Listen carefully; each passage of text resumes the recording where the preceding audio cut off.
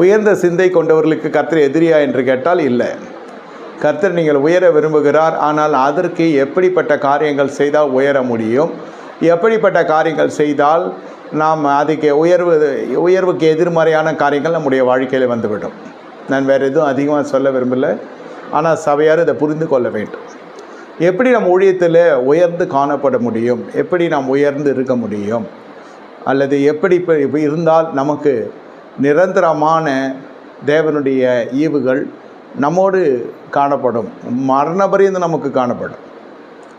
என்னை கேட்டுக்கொண்டிருக்க தேவனுடைய ஜனமே, அதனுடைய பலன்களும் வித்தியாசமாக இருக்கும். இந்த நாளிலே நாம் எல்லாவற்றையும் ரத்தம் சுருக்கம் பார்க்க போகிறோம். என்னோட திருப்பிக் கொள்ளுங்கள். என்னாம் புஸ்தகம் 25வது அதிகாரம்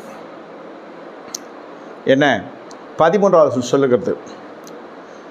அவன் தன் தேவனுக்கு பக்தி வைராக்கியம் காண்பித்து இஸ்ரவேலின் புத்திரருக்கு பாவ நிவர்த்தி செய்தபடியினால் அவனுக்கு பின்பு அவன் சந்ததிக்கும் நித்திய ஆசாரிய பட்டத்துக்குரிய உடன்படிக்கையாய் உண்டாயிருக்கும் என்றார் என்று என்றார். என்னாமத்தில் இது எழுதப்பட்டிருக்கிறது, பக்தி வைராக்கியம் காண்பிக்க வேண்டும். யாருக்காவது பக்தி வைராக்கியம் இருக்கிறதா? சபையில் விசுவாசிகளுக்கு இருந்தாலும் பரவாயில்லை. விசுவாசிகள் காலத்திலேருந்தே இது ரத்தத்திலேயே இன்ஜெக்ஷன் மாதிரி ஏற்றணும். அது பக்தி வைராக்கியம் இருக்கணும்.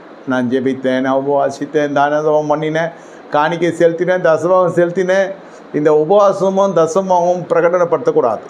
தலைமைத்துவமும் சொல்கிறேன், சீடத்துவமும் சொல்கிறேன், விசுவாசி மார்க்கத்தாரும் சொல்கிறேன்.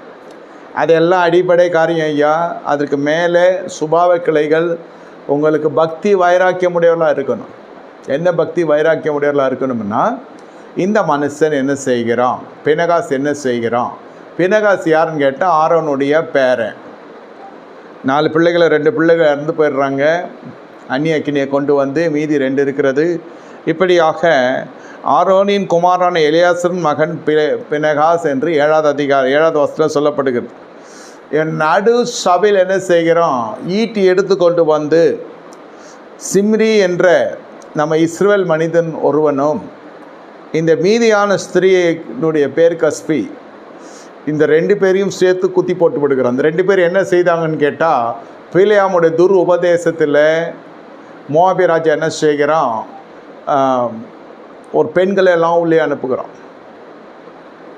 மீதியான பெண்களை எல்லாம் உள்ளே அனுப்புகிறான். கவர்ச்சி நடிகைகள், கவர்ச்சியை காட்டி மக்களை தன் பக்கம் இழுக்க வல்ல ஜனங்கள் இருக்கிறாங்க இல்லையா, அது மோவாபிய அரசு சபையில் இருக்கிறாங்க. அங்கீகரிக்கப்பட்ட அழகிகள்.